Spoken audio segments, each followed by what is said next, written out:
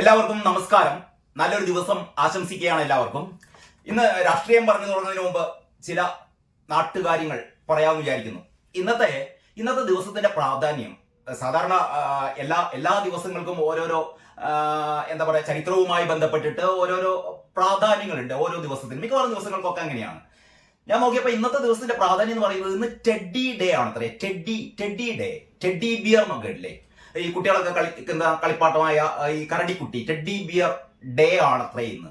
അതായത് ഈ ഊഷ്മളമായ സൗഹൃദത്തിന്റെ ഓർമ്മപ്പെടുത്തലിന്റെ ഒരു ദിവസമൊക്കെയാണ് ഇന്നതൊക്കെയാണ് പറയപ്പെടുന്നത്. ഞാനത് പറയാൻ കാരണം, ഈ കഴിഞ്ഞ എനിക്ക് തോന്നുന്നു ഒരു 1-2 ആഴ്ച മുമ്പ് ഞങ്ങളുടെ പഴയ സഹപാഠികൾ, അതായത് ഫാറൂഖ് കോളേജിൽ പ്രീ ഡിഗ്രി കാലം, ഇപ്പം പുതിയ തലമുറക്ക് പ്രീ ഡിഗ്രി എന്ന് പറഞ്ഞാൽ മനസ്സിലാവില്ല, ഒക്കെ +2 കാലമാണല്ലോ. നമ്മുടെ പ്രീ ഡിഗ്രി ബാച്ചിലെ, അതായത് ഫാറൂഖ് കോളേജില് പ്രീ ഡിഗ്രി ബാച്ചിലെ ഞങ്ങളുടെ സഹപാഠികൾ ഒരു ഒത്തുകൂടലിനുള്ള ഒരു ശ്രമത്തിന്റെ ഭാഗമായിട്ട്, എനിക്ക് തോന്നുന്നു അത് നമ്മുടെ ഹേമന്തിനെ നിങ്ങൾക്ക് പലർക്കും അറിയാം. പുകാസയുടെ ജില്ലാ ഭാരവാഹിയൊക്കെയാണ്. SN കോളേജിലെ ഇംഗ്ലീഷ് പ്രൊഫസറായിരുന്നു, ഡിപ്പാർട്ട്മെന്റ് ഹെഡൊക്കെ ആയിരുന്നു ഹേമന്ത്കുമാർ.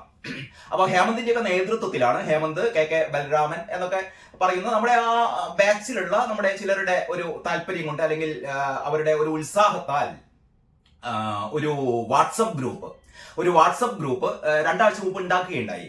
ഇതിന്റെ ഏറ്റവും പ്രധാനപ്പെട്ട ഒരു രസം എന്ന് പറയുന്നത് എന്താണെന്നറിയോ, നമ്മൾ ഏതാണ്ട് അരനൂറ്റാണ്ട്, 1975 കാലഘട്ടമാണ്, 75 നമ്മുടെ ആ പ്രീ ഡിഗ്രി ബാച്ചിന്റെ കാലഘട്ടം എന്ന് പറയുന്നത്. ഒരു 49-50 ഒരു 50ലേക്ക് പ്രവേശിക്കുന്ന ഒരു 50 അരനൂറ്റാണ്ടിന് ശേഷം നമ്മുടെ ചില സൗഹൃദങ്ങൾ നമ്മളെ ഇടക്ക് വെച്ച് മുറിഞ്ഞു പോയ, അല്ലെങ്കിൽ അന്നത്തെ കാലത്ത് നമ്മൾ പ്രീ ഡിഗ്രി ഒന്നും പഠിക്കുന്ന കാലത്ത് നമ്മുടെ സൗഹൃദങ്ങൾ മെയിൻറ്റെയിൻ ചെയ്യാൻ, അല്ലെങ്കിൽ പ്രീ ഡിഗ്രി ബാച്ച് കഴിഞ്ഞ് കുറെ ആൾക്കാർ ഡിഗ്രിക്ക്, ഞാൻ BSc ബോട്ടണി ആയിരുന്നു, ഫറൂഖ് കോളേജിൽ തന്നെ BSc ബോട്ടണി ആയിരുന്നു.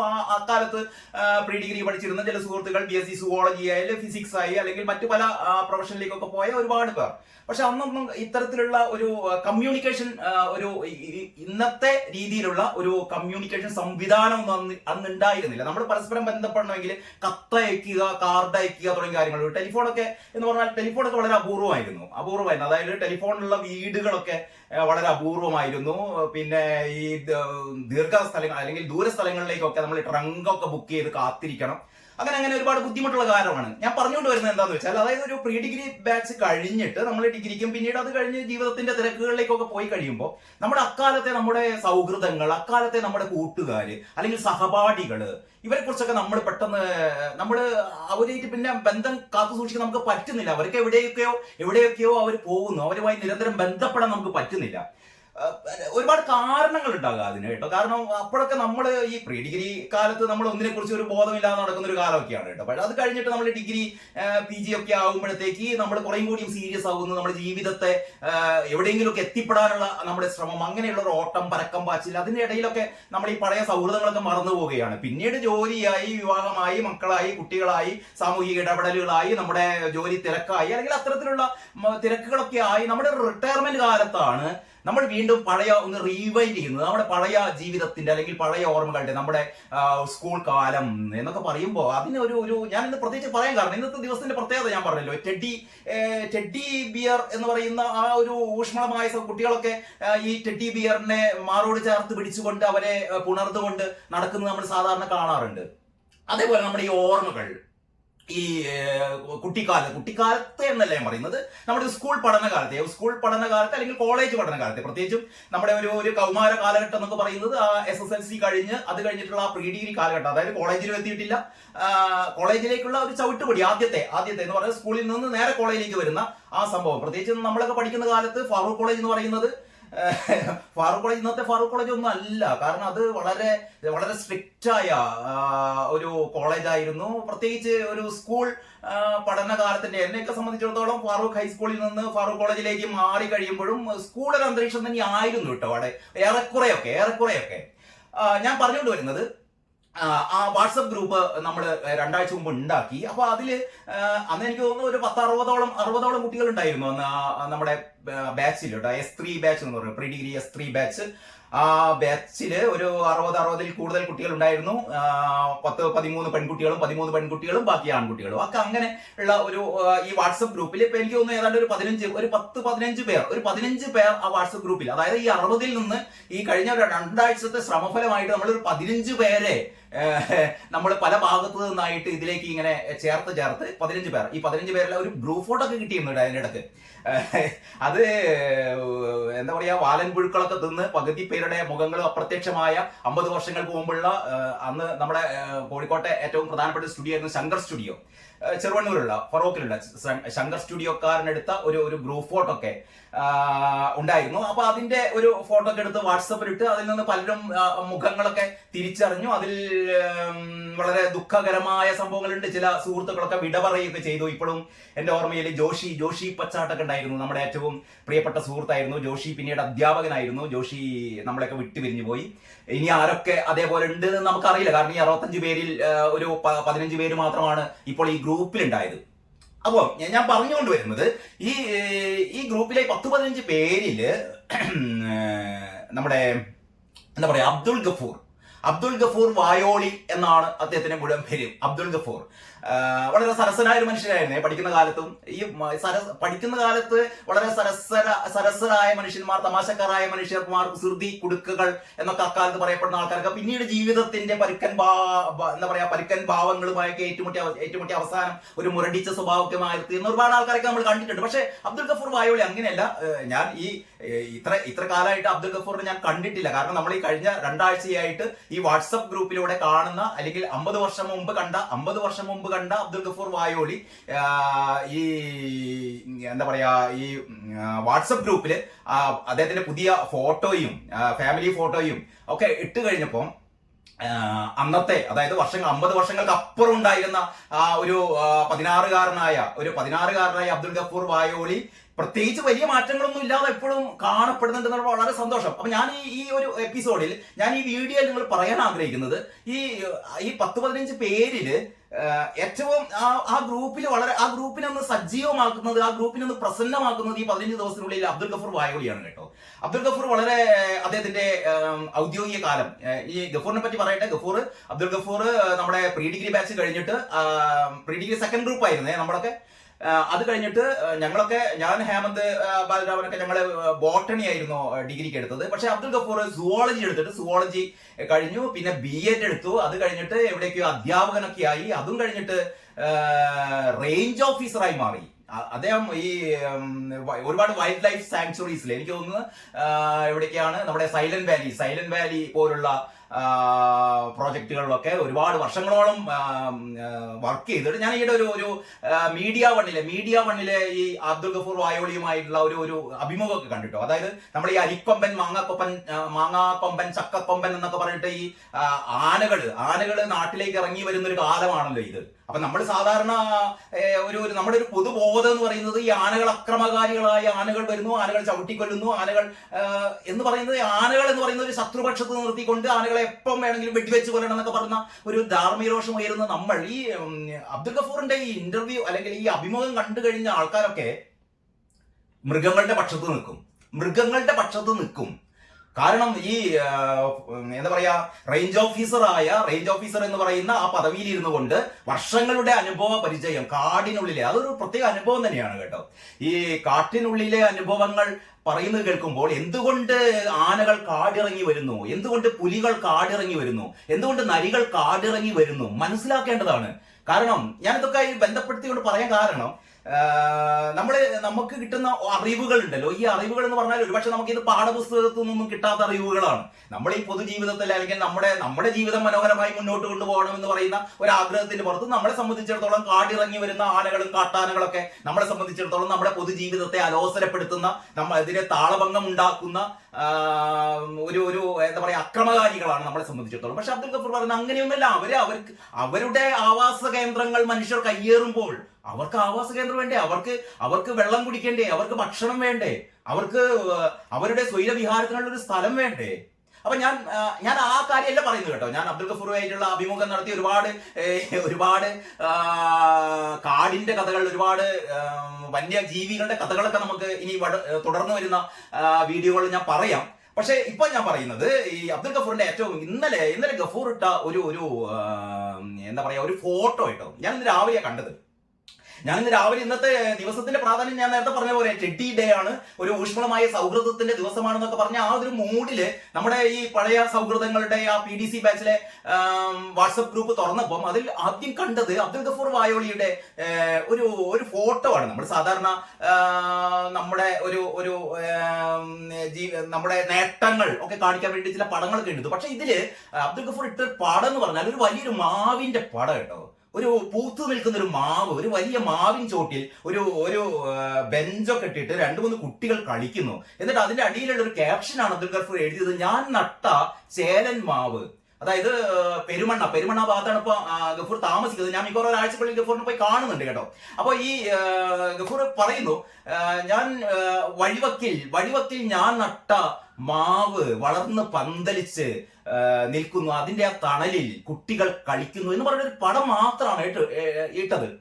ആ പടത്തിൽ നിന്നാണ് ഞാൻ ഈ വീഡിയോയുടെ ഒരു കണ്ടന്റ് എനിക്ക് എന്റെ മനസ്സിലേക്ക് പെട്ടെന്ന് വരുന്നത്. ഈ മാവിന്റെ ചിത്രവും പൂത്തു നിൽക്കുന്ന മാവും അതിന്റെ ചോടെ ഓടിക്കളിക്കുന്ന കുട്ടികളും തണലത്തൊരു ബെഞ്ചും ആ ബെഞ്ചിലിരിക്കുന്ന 2 പേരും കണ്ടിട്ട് അങ്ങനെ ഒരു പടം ഗഫൂർ ഇടുന്നു.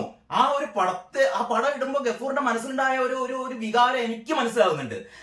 കാരണം നമ്മൾ ഇത്രയും കാലം ജീവിച്ചു കഴിഞ്ഞിട്ട് നമ്മൾ ജീവിക്കുന്നത് നമ്മുടെ മക്കൾക്ക് വേണ്ടിയിട്ട്, നമ്മുടെ സ്വന്തക്കാർക്ക് വേണ്ടിയിട്ട്, സുഹൃത്തുക്കൾക്ക് വേണ്ടി, എല്ലാത്തിനും വേണ്ടി, നമുക്ക് വേണ്ടി നമ്മുടെ കൂടെയുള്ളവർക്ക് വേണ്ടി, അല്ലെങ്കിൽ നമ്മുടെ സമൂഹത്തിന് വേണ്ടി എന്നൊക്കെ വേണമെങ്കിൽ നമുക്ക് വലിയ വർത്തമാനങ്ങളൊക്കെ പറയാം. പക്ഷെ അവിടെയൊക്കെ ഉണ്ടാവുമ്പോഴും നമ്മൾ ഇവിടെ ഈ ഭൂമി വിട്ട് പോയി കഴിഞ്ഞാലും നമ്മുടെ ഒരു ശേഷിപ്പ് എന്നുള്ള രീതിയിൽ ഒരു പച്ചയായ ഒരു മരം, മാവ്, പൂത്തു നിൽക്കുന്ന ഒരു മാവ്, ഇത് ഞാൻ നട്ട മാവ്, എന്തോ ഒരു വലിയ സംഭവമാണ് എന്നുള്ള രീതിയിലേക്ക് ചിലപ്പോൾ നിങ്ങൾ ഇതിലെന്താ അപ്പം വലിയ കാര്യം തന്നെയാണ്. ഞാൻ അതിലേക്കാണ് കടക്കുന്നത്. ഗഫൂറിനെ സംബന്ധിച്ചിടത്തോളം ഗഫൂർ ഒരു കുഴിച്ചിട്ട ഒരു മാങ്ങയണ്ടിയിൽ നിന്ന് ഉണ്ടായ ഏറ്റവും മനോഹരമായ ഒരു പൂത്തു നിൽക്കുന്ന മാവ്, ആ മാവിൻ ചോട്ടിലെ തണലും ആ മാവിന്റെ കുളിർമയും ആ മാവിൻ ചോട്ടിൽ ഓടി നിൽക്കുന്ന കുട്ടികളെയൊക്കെ കാണുമ്പോൾ ഗഫൂറിനുണ്ടായ സന്തോഷം ഗഫൂർ ആ പടമായി ഇട്ടതാണ്. ആ പടം കണ്ടപ്പോൾ എന്റെ മനസ്സിലേക്ക് പെട്ടെന്ന് വന്നത് ഒരു മനോഹരമായ കഥയാണ് കേട്ടോ. ആ കഥയുടെ പേര് തേന്മാവ് എന്നാണ്. ഈ തേന്മാവ് എന്ന് പറയുന്ന കഥയിലേക്ക് ഞാൻ പെട്ടെന്ന് വരാൻ കാരണം, കഴിഞ്ഞ ഒരു 10-12 ദിവസം മുമ്പ് ഞാനും എന്റെ സുഹൃത്ത് ഇന്ദ്രജാൽ പ്രദീപ് ഹൂഡിനോ എന്ന് ഒരുപക്ഷെ നിങ്ങൾ പലരും കേട്ടിരിക്കും. പ്രദീപ് ഹൗഡിനി എന്ന് പറയപ്പെടുന്ന ലോകപ്രശസ്തനായ മെജിഷ്യന്റെ ഓർമ്മയിൽ ആ മെജിഷ്യനോടുള്ള ആദരവ് പ്രകടമാക്കിക്കൊണ്ട് വളരെ വിസ്മയകരമായ മാജിക്കുകളൊക്കെ എന്താ പറയാ നടത്തി ജനങ്ങളെ സംഭ്രമിപ്പിച്ച ലോകപ്രശസ്ത മജീഷ്യനായിരുന്നു ഹൗഡിനി കേട്ടോ. അതേപോലെ നമ്മുടെ ഇന്ത്യയില് ജനങ്ങളെ ആകെ ഞെട്ടിപ്പിച്ചുകൊണ്ട് നടത്തിയ ഒരു അവിസ്മരണീയമായ മാജിക് നടന്നത് ഏതാണ്ട് 10-35 വർഷങ്ങൾക്ക് മുമ്പ് കോഴിക്കോട്ടായിരുന്നു. കോഴിക്കോട് റെയിൽവേ ട്രാക്കിൽ കൈകാലികൾ ഈ റെയിൽവേ എന്താ പറയാ റെയിലിനോട് ചേർത്ത് 10-15 പൂട്ടുകൾ കൊണ്ട് ചങ്ങല കൊണ്ട് വരിഞ്ഞ് പൂട്ടുകൾ കൊണ്ട് പൂട്ടിയിട്ട് ട്രെയിൻ വരുന്നതിന് നിമിഷങ്ങൾക്ക് മുമ്പ് ഏതാനും സെക്കൻഡുകൾ കൊണ്ട് ആ പൂട്ടുകൾ മുഴുവൻ തകർത്തെറിഞ്ഞുകൊണ്ട് രക്ഷപ്പെട്ട് അങ്ങനെ ഒരു അവിസ്മരണീയമായ ട്രെയിനിന്റെ മുന്നിൽ നിന്നുള്ള ഒരു രക്ഷപ്പെടൽ, നമ്മൾ സാധാരണ ഫയർ എസ്കേപ്പ് എന്നൊക്കെ പറയുന്ന പോലെ ഒരു ട്രെയിൻ എസ്കേപ്പ് നടത്തിയ പ്രദീപ് ഹൂഡിനോ. അപ്പൊ പ്രദീപുമായി ഞാൻ ഒരു 10-12 ദിവസം മുമ്പ് ഞങ്ങള് ബേപ്പൂരിൽ നിന്ന് എങ്ങോട്ടേക്ക് നമ്മുടെ തലയോലപ്പറമ്പിലേക്ക് ഒരു മാജിക് യാത്ര നടത്തി. അപ്പൊ ഞാൻ കൂടെ പോയിരുന്നു, പ്രദീപിന്റെ കൂടെ പോയിരുന്നു, ആ സംഘത്തിൽ പോയിരുന്നു. കാരണം അതിൽ പോകാൻ കാരണം എന്ന് പറയുന്നത് നമ്മുടെ കോഴിക്കോട്ടുകാരെ സംബന്ധിച്ചിടത്തോളം, നമ്മളെ കോഴിക്കോട്ടുകാർ എന്നുള്ളത് ഞാൻ ഒതുക്കി പറയുന്നില്ല കേട്ടോ, മലയാളികളെ സംബന്ധിച്ചിടത്തോളം നമ്മുടെയൊക്കെ ഒരു വികാരമാണ് വൈക്കം മുഹമ്മദ് ബഷീർ. അപ്പൊ വൈക്കം മുഹമ്മദ് ബഷീറിന്റെ വാർഷിക മാസമായിരുന്നു ഇക്കഴിഞ്ഞ ഈ 10 ദിവസങ്ങൾക്ക് അപ്പുറമുള്ള ജനുവരി മാസത്തിന്റെ അവസാനം. അപ്പോൾ ആ ജന്മവാർഷികത്തോടനുബന്ധിച്ച് ബഷീർ സ്മരണകൾ പങ്കിട്ടുകൊണ്ട് ഈ പ്രദീപ് നടത്തുന്ന ഒരു മാജിക് യാത്രയുടെ ഭാഗമായിട്ട് ഞങ്ങൾ ഇവിടെ നിന്ന് നമ്മുടെ ബേപ്പൂരിൽ നിന്ന് നേരെ തലയോലപ്പറമ്പിൽ എത്തുകയും തലയോലപ്പറമ്പിൽ ബഷീറിന്റെ അവിടെ ജീവിച്ചിരിക്കുന്നവര് ബഷീറിന്റെ സഹോദരനായ സഹോദരിയുടെയും സഹോദരന്മാരുടെയും ഒക്കെ മക്കളൊക്കെയാണ് കേട്ടോ. പാത്തുമ്മയുടെ ആട് എന്ന് പറയുന്ന പുസ്തകം വായിക്കാത്തവരൊന്നും ആരുണ്ടാവില്ലല്ലോ. പാത്തുമ്മയുടെ ആടിലെ ഖദീജയുടെ വീട്ടിൽ പോയി ഖദീജയെ കണ്ടു, അതേപോലെ ആനുമ്മയുടെ മക്കളെ കണ്ടു, നമ്മുടെ സെയ്ദ് മുഹമ്മദിനെ കണ്ടു, അങ്ങനെ കഥാപാത്രങ്ങളെ കണ്ടു. ഞാൻ അതിലേക്കല്ല കിടക്കുന്നത്. അപ്പൊ ഈ ബഷീറുമായുള്ള ഞാൻ അതിന്റെ കുറെ വീഡിയോകളൊക്കെ കഴിഞ്ഞ കുറച്ച് ദിവസങ്ങളായിട്ട് എന്റെ ഈ ട്രൂത്ത് ലൈവ് എന്ന് പറയുന്ന ചാനലിൽ പോസ്റ്റ് ചെയ്തുകൊണ്ടിരിക്കുന്നുണ്ട്. അപ്പൊ ഈ ബഷീറിന്റെ ഈ കഥകൾ അല്ലെങ്കിൽ ബഷീർ സംസാരവും ഒക്കെ ആയിട്ട് കഴിഞ്ഞ രണ്ടാഴ്ചകളായിട്ട് ഞാനും പ്രദീപും ഒക്കെ ബഷീറിന്റെ കഥകളും ബഷീറിന്റെ ജീവിതവും ഒക്കെ ആയിട്ട് നമ്മളിങ്ങനെ സംസാരിച്ചുകൊണ്ടിരുന്നതിന്റെ ഇടയിലാണ് ഇന്നലെ ഈ അബ്ദുൽ ഗഫൂർ വായോളിയുടെ ഈ പൂത്തു നിൽക്കുന്ന മാവിന്റെ പടം കണ്ടപ്പോ പെട്ടെന്ന് മനസ്സിലേക്ക് ഓടി വന്നത് അല്ലെങ്കിൽ മനസ്സിലേക്ക് കടന്നു വന്നത് ബഷീറിന്റെ, വൈക്കം മുഹമ്മദ് ബഷീറിന്റെ ഏറ്റവും സുന്ദരമായ കഥയാണ്. കഥയുടെ പേര് തേന്മാവ് എന്നാണ് കേട്ടോ. നിങ്ങൾ എത്ര പേർ തേന്മാവ് എന്ന് പറയുന്ന കഥ വായിച്ചിട്ടുണ്ടെന്ന് എനിക്കറിയില്ല. ബഷീറിന്റെ ഒരുപാട് കഥകള്, ഒരുപാട് നോവലുകള്. അപ്പൊ ബഷീറിന്റെ കൃതികള് വായിക്കാത്തവർക്കും ബഷീറിനെ കുറിച്ച് അറിയാം കേട്ടോ. അതാണ് ബഷീറിന്റെ ഒരു പ്രത്യേകത. വൈക്കം മുഹമ്മദ് ബഷീറിന്റെ ഒരു പ്രത്യേകത എന്ന് പറയുന്നത് നമ്മുടെ എൻ പി മുഹമ്മദ് പ്രശസ്ത സാഹിത്യകാരനായ എൻ പി മുഹമ്മദ്, നമ്മളൊക്കെ പറയാ ഹാഫീസിന്റെ ഉപ്പ എന്നാണ്. ഹാഫീസ് മുഹമ്മദിന്റെ ഉപ്പയായ എൻ പി മുഹമ്മദ് പണ്ട് കേരളമുദ്ര ഉണ്ടായിരുന്നു, നമ്മൾ ഒരുമിച്ച് ജോലി ചെയ്തതാണ്. ഞാൻ പറയുന്നത് എൻ പി മുഹമ്മദ് ഒരിക്കൽ പറഞ്ഞിരുന്നത് ബഷീറിനെ പറ്റി പറഞ്ഞിരുന്നത്, ബഷീർ സാഹിത്യം വായിക്കാത്തവർക്കും, അതായത് ബഷീറിന്റെ കൃതികൾ ഒന്നും വായിക്കാത്തവർക്കും ബഷീറിന്റെ കഥാപാത്രങ്ങളെ കുറിച്ച് അറിയാം. ബഷീറിന്റെ കഥാപാത്രങ്ങൾ, ബഷീറിന്റെ ആ കഥകളിലെ കണ്ടന്റ് അറിയാം. പക്ഷെ മിക്കവരും ബഷീറിന്റെ കൃതികളൊന്നും വായിച്ചിട്ടുണ്ടാവില്ല. കൃതികൾ വായിക്കാത്തവർക്കും അറിയാമെന്നാണ് അദ്ദേഹം പറഞ്ഞത്. അപ്പൊ ഞാൻ പറഞ്ഞുകൊണ്ട് വരുന്നത്, ബഷീറിന്റെ ഈ വ്യത്യസ്തമായ ഒരുപാട് ബഷീറിന്റെ പാത്തുമ്മയുടെ ആട് മുതൽ ഒരുപാട് ബഷീറിന്റെ കൃതികൾ, മതിലുകളും അതേപോലെ എൻ്റെ ഉപ്പാപ്പാക്കൊരാനുണ്ടായിരുന്നു ഉള്ള കൃതികൾ, അങ്ങനെ ബഷീറിന്റെ എല്ലാ കൃതികളും വായിച്ചിട്ടെങ്കിലും ബഷീറിന്റെ കഥകൾ, ഈ കഥകളിൽപ്പെട്ട ഏറ്റവും മനോഹരമായ ഒരു കഥയാണ് തേന്മാവ്.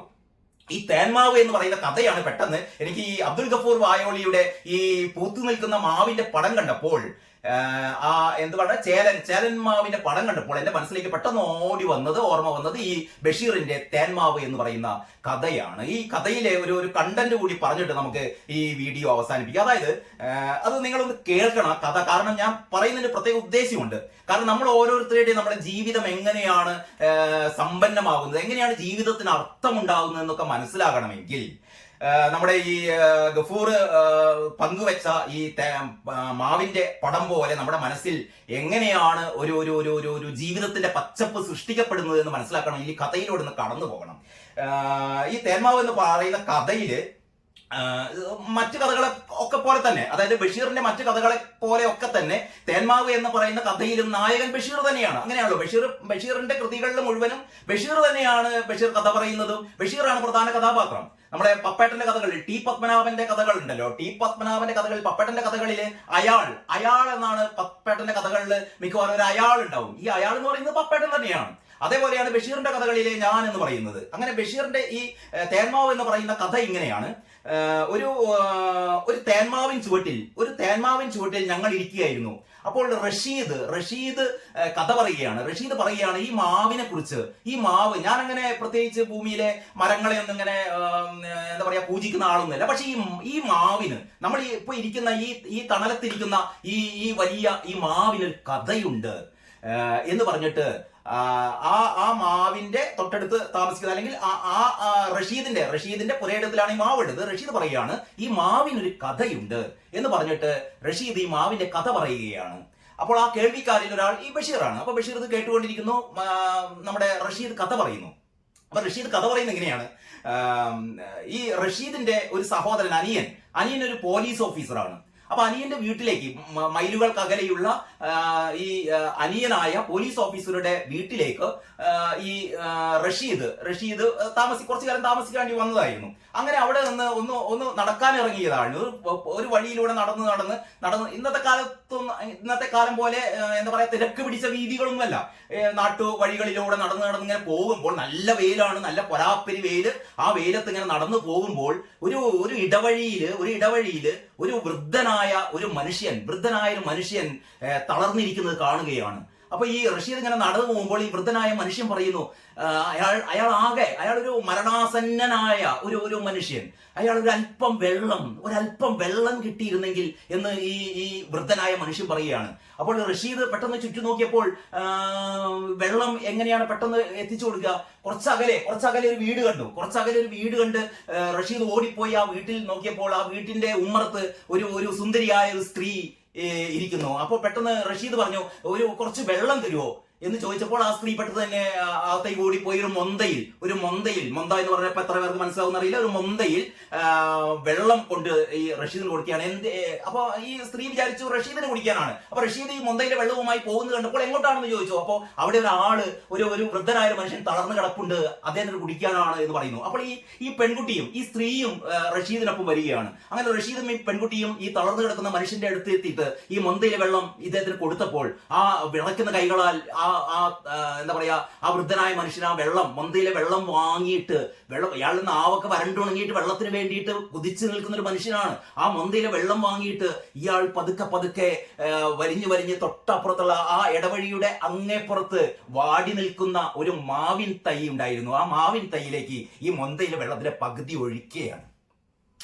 ആദ്യം ആ മാവിന് അയാൾ പകുതി വെള്ളം ഒഴിച്ചു കൊടുക്കുകയാണ്. എന്നിട്ട് ബാക്കി പകുതി വെള്ളം ഈ മനുഷ്യൻ കുടിക്കുകയാണ്. അതിനുശേഷം അതായത് ആദ്യം മാവിന് വെള്ളം ഒഴിച്ചിട്ട് മാവിൻ തൈക്ക് വെള്ളം ഒഴിച്ചിട്ട് ബാക്കി വെള്ളം ഇയാൾ കുടിക്കുകയും ഇദ്ദേഹം ഈ രണ്ടുപേരോട് പറയുന്നു, എന്റെ പേര് യൂസഫ് സിദ്ദീഖ് എന്നാണ്. ഈ വൃദ്ധനായ മനുഷ്യൻ പറയാണ്, എന്റെ പേര് യൂസഫ് സിദ്ദീഖ് ആണ്, ഞാനൊരു ഫക്കീറാണ്, ഞാൻ ഈ അലഞ്ഞലഞ്ഞ് നടക്കുകയാണ്, എനിക്ക് വയ്യാണ്ടായി, എനിക്ക് വയ്യ, ഞാൻ മരിക്കാൻ പോവുകയാണ് ഈ വൃദ്ധന് തന്നെ തോന്നുന്നു. ആ വെള്ളം കുടിച്ചിട്ട് ഈ വൃദ്ധൻ അവിടെ ആ വഴിയിൽ കിടന്ന് മരിക്കുകയാണ് എന്ന് പറഞ്ഞാൽ ഇവർ കൊടുത്ത ആ വെള്ളം ആ മൊന്തയിലെ വെള്ളം പാതി കുടിച്ചിട്ട് അതിനു മുമ്പ് പാതി ആ മാവിൻ തൈക്ക് ഒഴിച്ചു കൊടുത്ത് ഈ വൃദ്ധൻ മരിക്കുന്നു. അങ്ങനെ ഈ റഷീദ് തന്റെ സഹോദരനെ വിളിച്ചിട്ട് ഈ പോലീസ് ഓഫീസറെ വിളിച്ചിട്ട് ഈ മനുഷ്യന്റെ മൃതദേഹം കൊണ്ടുപോകുന്നു. അടുത്തുള്ള ഒരു പള്ളിക്കാട്ടിൽ അത് സംസ്കരിക്കുന്നു. അതിൻ്റെതായ ചട്ടവട്ടങ്ങളോടൊക്കെ സംസ്കരിക്കുന്നു. ഒക്കെ കഴിഞ്ഞിട്ട് പിന്നീട് ഈ പെൺകുട്ടി ഉണ്ടല്ലോ, ഈ വെള്ളം കൊണ്ടുവന്ന പെൺകുട്ടി, ഈ റഷീദ് ഒരു അധ്യാപകനാണ്, ഈ പെൺകുട്ടി ഈ സ്ത്രീയും ഒരു അധ്യാപികയുമാണ് കേട്ടോ. അങ്ങനെ ഒരു സംഭവം കൂടി അതിന്റെ അടുക്കുണ്ട്. ഈ റഷീദ് അധ്യാപകനും ആ സ്ത്രീ അധ്യാപികയുമാണ്. ഇവർ രണ്ടുപേരും വിവാഹിതരാകുന്നു. ഇവരെങ്ങനെ അടുത്തു എന്നുള്ളതൊന്നും കഥയിലില്ല, അതൊക്കെ പിന്നെ നമുക്ക് ഊഹിക്കാമല്ലോ. ഇവർ രണ്ടുപേരും വിവാഹിതരാകുന്നു. ഈ രണ്ടുപേരും ഒരു വീട്ടിലേക്ക് താമസം മാറ്റുമ്പോൾ ഇവർ ആദ്യം ചെയ്തത് ഈ വഴിവക്കിലുള്ള എന്ന് പറഞ്ഞാൽ ഇവർ തമ്മിൽ അടുത്തതിന്റെ ഒരു പ്രതീകം എന്ന് പറയുന്നത് ഈ ഒരു മാവിൻ തൈയാണ്. ഈ മാവിൻ തൈ, ആ വഴിവക്കിലുള്ള മാവിൻ തൈ, ആ വൃദ്ധൻ പാതി വെള്ളം ഒഴിച്ചു കൊടുത്ത ആ മാവിൻ തൈ ഇവർ പൊരിച്ചെടുത്തു കൊണ്ടുവന്ന് വളരെ സൂക്ഷ്മതയോടെ, അതൊക്കെ ബഷീർ വളരെ സുന്ദരമായി വിവരിക്കുന്നുണ്ട് കേട്ടോ. ചാക്കിൻ കെട്ടിൽ മണ്ണൊക്കെ ഇട്ട് അതിലേക്കൊക്കെ കൊണ്ടുവന്ന അതിലേക്കൊക്കെ വളരെ വളരെ സൂക്ഷിച്ച് അത് ആ മാവിൻ തൈ ഇവരുടെ വീട്ടുമുറ്റത്ത് വളർത്തുകയാണ്. അപ്പോൾ ഈ റഷീദ് പറയാണ്, അതിൻ്റെ അടുത്ത് വരും ആ മാവിലെ തേനൂറുന്ന മാങ്ങ ചെത്തി പൂളാക്കിയിട്ട് നമ്മുടെ റഷീദിന്റെ ഭാര്യ അസ്മ ഇവർക്ക് ബഷീർ ഉൾപ്പെടെയുള്ള ഈ കഥ കേൾക്കുന്ന ആൾക്കാർക്ക് തിന്നാൻ കൊടുക്കുന്നുണ്ട്. അപ്പൊ അവരാ മാങ്ങ തിന്നിട്ട് ആ മാങ്ങയുടെ ഒരു മാധുര്യമുണ്ടല്ലോ, ആ തേന പോലുള്ള മാധുര്യമുള്ള മാങ്ങ തിന്നുകൊണ്ടാണ് ഇവർ കഥ കേൾക്കുന്നത്.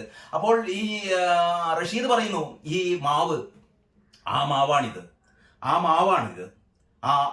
യൂസഫ് സിദ്ദീഖ് എന്ന് പറയുന്ന ആ വൃദ്ധനായ മനുഷ്യൻ മരണത്തിന് തൊട്ടു മുമ്പ്, തന്റെ ദാഹം അടക്കുന്നതിന് മുമ്പ് ഈ മാവിൻ തൈക്ക് വെള്ളം ഒഴിച്ചു കൊടുത്ത ആ മാവാണിത്.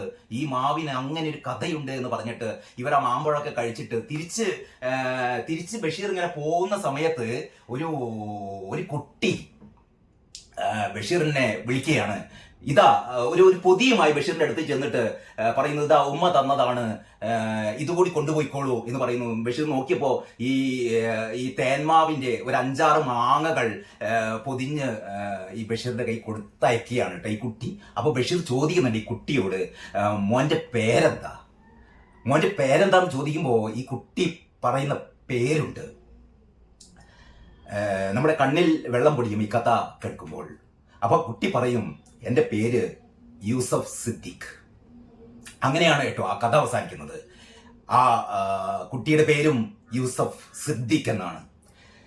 ഞാൻ ഓർത്തുപോയി ഇതൊക്കെ. ഈ അബ്ദുൽ ഗഫൂർ വായോളിയുടെ ഈ മാവിന്റെ ചിത്രം കണ്ടപ്പോൾ ഈ ബഷീറിന്റെ കഥയിലെ ഈ തെന്മാവ്, അതായത് നമ്മൾക്ക് നമ്മുടെ ജീവിതത്തിലൂടെ കടന്നു പോകുമ്പോൾ ഇത്തരത്തിലുള്ള ഓരോ പ്രതീകങ്ങളും നമ്മളെ ഓരോ ഓർമ്മകളിലേക്ക് കൊണ്ടുപോവുകയാണ് കേട്ടോ. ഞാൻ ആ ഓർമ്മ ഒന്ന് നിങ്ങളുമായി പങ്കിടുകയാണ്. അപ്പോഴാണ് നമുക്ക് പെട്ടെന്ന് ഈ ജീൻ ഗിയാനോ എന്ന് പേരുള്ള ഒരു ഫ്രഞ്ച് എഴുത്തുകാരുണ്ട്, ജീൻ ഗിയാനോ, അങ്ങനെ തന്നെയാണ് അത് പ്രൊനൗൺസ് ചെയ്യാൻ തോന്നുന്നു. ഇത് ഒരു പക്ഷെ കേൾക്കുന്ന നമ്മുടെ ഹേമന്ത് ഇംഗ്ലീഷിന്റെ പ്രൊഫസറൊക്കെ ആയിരുന്നല്ലോ നമ്മുടെ സഹപാഠി. ഹേമന്തിന് ഒരു പക്ഷേ ജീൻ ഗിയാനോനെ അറിയാം. ജീൻ ഗിയാനോ എന്ന് പറയുന്ന എഴുത്തുകാരന്റെ ഒരു പ്രശസ്തമായ കഥയുണ്ട് ഇതേപോലെ തന്നെ, the man who planted trees. മരങ്ങൾ വെച്ചു പിടിപ്പിച്ച മനുഷ്യൻ എന്ന് പറയുന്ന ഒരു കഥയുണ്ട്. ആ കഥയിൽ ഞാൻ ഓർമ്മിച്ചു പോയി. ആ കഥയുടെ ഒരു ചെറിയൊരു ഭാഗം കൂടി കേൾപ്പിച്ചിട്ട് നമുക്ക് ഈ വീഡിയോ അവസാനിപ്പിക്കാം. ആ കഥയില് the man who planted trees ഒരു ഫ്രഞ്ച് ഒരു കഥയാണ് കേട്ടോ, ഒരു ഫ്രഞ്ച് കൃതിയാണിത്.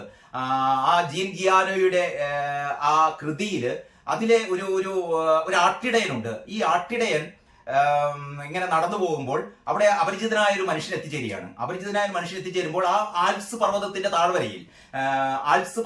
താഴ്വരയിലൂടെ കടന്നു പോകുമ്പോൾ ഒരു ചെറിയ നമ്മുടെ കടമ്പനിട്ട രാമകൃഷ്ണന്റെ ശൈലിയിൽ പറഞ്ഞാൽ കാക്കക്കാലിന്റെ തണല് പോലും ഇല്ലാത്ത പ്രദേശമാണ്. ഉണങ്ങി വരേണ്ട പ്രദേശത്തുകൂടെ ഇതെങ്ങനെ നടന്നു പോകുമ്പോൾ ഇതേപോലെ തന്നെ നേരത്തെ നമ്മുടെ ആ യൂസഫ് സിദ്ദീഖ് എന്ന് പറയുന്ന മനുഷ്യന്റെ മറ്റൊരു പ്രതിരൂപം ഒരു യുവാവാണ്. പക്ഷെ യുവാവ് നടന്നു പോകുമ്പോഴാണ് അദ്ദേഹത്തിന് ഏറെ ദാഹിച്ച് വരണ്ട് അയാൾ പോകുമ്പോഴാണ് ഇങ്ങനെ ഒരു ആട്ടിടയനെ കാണുന്നത്. ആട്ടിടയനോട് ദാഹം മാറ്റാൻ പറഞ്ഞപ്പോൾ ആട്ടിടയൻ അദ്ദേഹത്തെ വീട്ടിലേക്ക് കൊണ്ടുപോയിട്ട് വെള്ളം കൊടുക്കുകയാണ് കേട്ടോ. അങ്ങനെ അയാൾ ഒരു 4 ദിവസം ഈ ആട്ടിടയന്റെ കൂടെ താമസിക്കുകയാണ്. അപ്പോഴാണ് കൗതുകകരമായ ഫോബിയാർ എന്നാണ് ഈ ആട്ടിടയന്റെ പേര് എന്നാണ് എന്റെ ഓർമ്മ കേട്ടോ. അത് ചിലപ്പോൾ അതിൽ എന്തെങ്കിലും വ്യത്യാസമുണ്ട്. എന്റെ ഓർമ്മയിൽ ആ ആട്ടിടയന്റെ പേര് ഫോബിയ എന്നാണെന്ന് തോന്നുന്നു. എൽസാഡ് ഫോബിയാർ അങ്ങനെ എന്തോന്നാണ് ആ പേരെന്നാണ് ഓർമ്മിക്കുന്നത്. പേരിലല്ല കാര്യം. ആ ആട്ടിടയൻ ഈ യുവാവ് രാവിലെ എഴുന്നേറ്റ് നോക്കിയപ്പോൾ ഈ ആട്ടിടയൻ ചെയ്യുന്നത് എന്താന്ന് വെച്ചാൽ ഒരു 100ഓളം വിത്തുകൾ, മരങ്ങളുടെ ഒരു 100ഓളം വിത്തുകൾ ഈ മനുഷ്യൻ രാവിലെ എഴുന്നേറ്റിട്ട് തന്റെ ഊന്നുവടി കൊണ്ട് തന്റെ വടി കൊണ്ട് ഈ മണ്ണില് കുഴികൾ ഉണ്ടാക്കിയിട്ട് ഓരോ വിത്തായിട്ട് നട്ടുകൊണ്ട് അയാൾ പോവുകയാണ്. ഒരു ദിവസം ഒരു 100 വിത്തുകൾ തന്നെങ്കിലും അയാൾ നട്ടുപിടിപ്പിക്കുകയാണ്, അയാൾ കുഴിച്ചിടുകയാണ് 100 വിത്തുകൾ എങ്കിലും. അപ്പോൾ ഈ പിന്നാലെ നടന്നുകൊണ്ട് ഈ യുവാവ് ചോദിക്കുന്നു ഇത് ആരുടെ സ്ഥലമാണ്? അപ്പോൾ ഈ ഫോബിയാർ പറയുന്നു എനിക്കറിയില്ല, ഇത് ആരുടെ സ്ഥലമാണെന്ന് എനിക്കറിയില്ല, ഇത് ആരുടെയെങ്കിലും സ്ഥലമാണോ എന്നും അറിയില്ല, ഇത് സർക്കാരിന്റെ സ്ഥലമാണോ എന്നറിയില്ല, ഇനി ആരുടെയെങ്കിലും സ്ഥലമായിട്ട് അവരൊന്നും ഇവിടെ വരാത്താണെന്ന് അറിയില്ല, എനിക്കതൊന്നും നോക്കേണ്ട കാര്യമില്ല, ഞാൻ ഇവിടെയൊക്കെ വിത്തുകൾ നടുകയാണ്. ഈ മനുഷ്യൻ ഒരു ദിവസം 100 വിത്തുകൾ എന്ന രീതിയിൽ വർഷങ്ങളോളം ഇദ്ദേഹം അവിടെ വിത്തുകൾ നടുകയാണ്, മരങ്ങളുടെ വിത്തുകൾ നടുകയാണ് കേട്ടോ. അപ്പൊ ഈ മനുഷ്യൻ ഈ അവിടേക്ക് എത്തിയ ഈ യുവാവായ മനുഷ്യൻ അന്ന് ഈ ആട്ടിടയനായ ഈ മനുഷ്യന് ഒരു വാർദ്ധക്യത്തിലേക്ക് എത്തിക്കൊണ്ടിരിക്കുന്ന ഒരു മനുഷ്യനാണ്. അപ്പോഴാണ് ഈ 1ാം ലോക മഹായുദ്ധം പൊട്ടിപ്പുറപ്പെടുന്നതും ഈ യുവാവായ മനുഷ്യൻ പട്ടാളത്തിൽ ചേരുന്നതും. അങ്ങനെ യുദ്ധത്തിൽ ഏർപ്പെട്ട മനുഷ്യൻ അപ്പം പിന്നെ അദ്ദേഹത്തിന് ഈ പഴയ ഈ വിത്തുകളെ കുറിച്ചോ അല്ലെങ്കിൽ ഈ ആട്ടിടയനെ കുറിച്ചോ ഒന്നും ഓർമ്മിക്കാൻ അദ്ദേഹത്തിന് അവസരം ഉണ്ടായിരുന്നില്ല. ഒരു 5 വർഷത്തിന് ശേഷം യുദ്ധമൊക്കെ അവസാനിച്ചിട്ട് 5 വർഷത്തിന് ശേഷം നാട്ടിലേക്ക് തിരിച്ചെത്തിയപ്പോൾ ഈ മനുഷ്യൻ വീണ്ടും അന്വേഷിച്ചു പോവുകയാണ്. ഞാൻ പണ്ട് കണ്ട ആട്ടിടയന്റെ ആ പ്രദേശത്തേക്ക് തിരിച്ചു പോകുമ്പോൾ അദ്ദേഹം കണ്ടത് ഒരു 5 വർഷത്തെ അല്ലെങ്കിൽ 6-7 വർഷത്തെ ഇടവേളയ്ക്ക് ശേഷം ആ ആൽപ്സ് പർവ്വതത്തിന്റെ താഴ്വരയിൽ കിലോമീറ്ററുകളോളം നീളത്തിൽ പച്ചപ്പട്ട് വിരിച്ച പോലെ ഒരുപാട് വൃക്ഷത്തൈകൾ കൊണ്ട് നിറഞ്ഞൊരു പ്രദേശം. അങ്ങനെ നടക്കുന്നതിനിടയിലാണ് ഈ ഫോബിയാർ എന്ന് പറയുന്ന ആട്ടിടയനെ വീണ്ടും കണ്ടെത്തിയത്. അയാൾ വീണ്ടും കൂടുതൽ അവശനായിരുന്നു, വൃദ്ധനായിരുന്നു. അയാൾ ആട്ടിടയൻ എന്ന രീതിയിൽ നിന്ന് അല്ലെങ്കിൽ ആട് വളർത്തൽ മാറ്റിയിട്ട് അദ്ദേഹം തേനീച്ച വളർത്തുകയായിരുന്നു. അപ്പോൾ കാരണം ഈ ആടുകളെ ഈ വൃക്ഷങ്ങൾക്കിടയിൽ അല്ലെങ്കിൽ ഈ തൈകൾക്കിടയിൽ ആടുകളെ വളർത്തുന്നത് ആ വൃക്ഷ തൈകളെ നോവിപ്പിക്കുമെന്നതിനാലായിരിക്കാം അയാൾ ആടിനെ മാറ്റിയിട്ട് അയാൾ തേനീച്ച വളർത്താൻ തുടങ്ങിയിരുന്നു. ഇതിനൊക്കെ വളരെ പ്രതീകാത്മകമായ ഒരു കഥയാണ്. ഇതൊരു കഥയാണ് കേട്ടോ. അങ്ങനെ ഈ യുവാവായ മനുഷ്യൻ ഈ സ്ഥലം മുഴുവൻ എന്ന് പറഞ്ഞാൽ ഒരു കാലത്ത് വർഷങ്ങൾക്ക് മുമ്പ് 6-7 വർഷങ്ങൾക്ക് മുമ്പ് തരിശായി കിടന്ന സ്ഥലം മുഴുവൻ കിലോമീറ്ററുകളോളം പച്ച തൈകൾ കൊണ്ട് നിറഞ്ഞ ഒരു പ്രദേശമായി മാറി. ഇദ്ദേഹം ആകെ അത്ഭുതപരമായി തിരിച്ചുപോയി. പിന്നീട് ഏറ്റവും രസകരമായ കാര്യം അവിടുത്തെ ആ പ്രദേശത്തിന്റെ ഈ കാര്യങ്ങളൊക്കെ നോക്കുന്ന ഒഫീഷ്യൽസ് ഒക്കെ വന്നു കഴിഞ്ഞിട്ട് അവർ ഈ കഥകളൊന്നും അറിയാതെ അവരിത് എന്താണ് ഒരു പ്രത്യേക പ്രതിഭാസം, വരണ്ടുണങ്ങിയ ഒരു പ്രത്യേക ഭാഗത്ത് മുഴുവൻ പച്ച നിറത്തിലുള്ള ചെടികൾ, മരങ്ങൾ, അതിന്റെ തൈകൾ നിറഞ്ഞിരിക്കുന്ന ഒരു പ്രത്യേക ഭാഗത്ത് എങ്ങനെ ഈ പ്രതിഭാസം എന്താണെന്ന് അവർ അത്ഭുതപ്പെടുകയാണ്. അപ്പോഴാണ് ഈ മനുഷ്യൻ പറയുന്നത് ഇത് അത്ഭുത പ്രതിഭാസമൊന്നുമല്ല, ഇത് ഒറ്റ മനുഷ്യൻ ദിവസം 100 കണക്കിന് വിത്തുകൾ പാകിക്കൊണ്ട് ഒരു മനുഷ്യൻ ഈ ഭൂമിക്ക് ചെയ്ത ഒരു സുഹൃതമാണെന്ന് ഈ മനുഷ്യൻ പറയുന്നു. അങ്ങനെ ഒരു കഥയുണ്ട് കേട്ടോ ഫ്രഞ്ചില്. ഒരുപക്ഷെ ഈ പ്രകൃതി സംരക്ഷണത്തെ കുറിച്ചൊക്കെ നമ്മൾ കുട്ടികളെ പറഞ്ഞ് പഠിപ്പിക്കുമ്പോൾ പലപ്പോഴും ഈ കഥകൾ, ബഷീറിന്റെ കഥകൾ എത്ര ഇത്തരം പറയുന്നു എന്ന് എനിക്കറിയില്ല. പക്ഷെ ഈ the man who planted trees പലപ്പോഴും ഇത്തരം വേദികളിലൊക്കെ പറയാറുണ്ട്. ഞാൻ അതും ഓർത്തു പോകുന്നു. അപ്പോൾ ഏതായാലും ഇങ്ങനെ ബഷീറിന്റെ കഥകളിലൂടെ, തേന്മാവിലൂടെ, ഈ ജീൻ ഗിയാനോയുടെ കഥയിലൂടെ ഒക്കെ സഞ്ചരിക്കാൻ, ഓർമ്മകൾ അതിലേക്കൊക്കെ എത്തിപ്പിടിക്കാൻ അവസരം നൽകിയ എൻ്റെ പ്രിയ സുഹൃത്ത് അബ്ദുൾ ഗഫൂർ വായോളിക്ക് ഒരുപാട് സ്നേഹം. ഇങ്ങനെയൊക്കെയാണ് നമ്മുടെ ഓരോ ജീവിതവും, ഓരോ ജീവിതത്തിലെ ഓരോ നിമിഷവും സമ്പന്നമാകുന്നത് ഇങ്ങനെയൊക്കെയാണ്. അല്ലാതെ നമ്മൾ ഒരുപാട് പണം സമ്പാദിച്ച് അല്ലെങ്കിൽ നമ്മൾ ഒരുപാട് പദവികൾ വെട്ടിപ്പിടിച്ച് അതിലൊന്നും അല്ല കാര്യം. എനിക്ക് തോന്നുന്നു അബ്ദുൾ ഗഫൂർ വായോളിയെ സംബന്ധിച്ചിടത്തോളം അബ്ദുൾ ഗഫൂർ വായോളി എത്ര പണം ഉണ്ടാക്കിയെന്നോ അദ്ദേഹം എത്ര നേട്ടങ്ങൾ ഉണ്ടാക്കിയെന്നോ എനിക്കറിയില്ല. പക്ഷേ എല്ലാ കാലത്തും ഒരു മാവ് മതി, അതവിടെ ഇങ്ങനെ പൂത്ത് കിടക്കുമ്പോൾ, അതിന്റെ തണലിൽ കുട്ടികൾ ഓടിക്കളിക്കുമ്പോൾ, ഇങ്ങനെ ഓരോരുത്തർക്കും ഞാനൊന്ന് ചോദിക്കട്ടെ, ഈ വീഡിയോ കേൾക്കുന്ന ആർക്കെങ്കിലും ഇങ്ങനെ, അല്ലെങ്കിൽ നിങ്ങളുടെ ജീവിതകാലത്തിനിടക്ക് ഇത്തരത്തിലുള്ള നിങ്ങൾക്ക് വേണ്ടിയല്ലാതെ, അതാണ് കേട്ടോ, നമുക്ക് വേണ്ടി നമ്മൾ ഒരുപാട് തോട്ടങ്ങൾ ഉണ്ടാക്കാറുണ്ട്, മരങ്ങൾ വെച്ച് പിടിപ്പിക്കാറുണ്ട്, നമുക്ക് വേണ്ടിയല്ലാതെ മറ്റാർക്കൊക്കെയോ വേണ്ടി നമ്മുടേതല്ലാത്തൊരു സ്ഥലത്ത് ഒരു വൃക്ഷമെങ്കിലും നമ്മൾ നട്ടുപിടിപ്പിച്ചിട്ടുണ്ടോ എന്നുള്ളതാണ് എനിക്ക് ഈ ഒരു വീഡിയോ അവസാനിപ്പിക്കുമ്പോൾ എനിക്ക് എൻ്റെ പ്രിയപ്പെട്ട സുഹൃത്തുക്കളോട് ചോദിക്കാനുള്ളത്. ഏതായാലും നമ്മുടെ ആ PDC ഗ്രൂപ്പിൽ ഇപ്പം 10, 14, 15 പേരാണ് ആയത്. ആ 65 പേർ ഈ ലോകത്ത് എവിടെയെങ്കിലുമൊക്കെ ഉണ്ടെങ്കിൽ ഈ ഗ്രൂപ്പിലേക്ക് വരട്ടെ. നമ്മൾ വീണ്ടും പഴയ സൗഹൃദങ്ങൾ, പഴയ ഓർമ്മകൾ ഒക്കെ നമ്മളിലേക്ക് വരട്ടെ. അങ്ങനെയാണ് നമ്മുടെ ജീവിതം തളിരണിയട്ടെ എന്ന് ആത്മാർത്ഥമായി ആഗ്രഹിച്ചുകൊണ്ട് ഈ വീഡിയോ ഇവിടെ അവസാനിപ്പിക്കുകയാണ്. ഒരുപാട് സന്തോഷം. എല്ലാവർക്കും നന്ദി, നമസ്കാരം.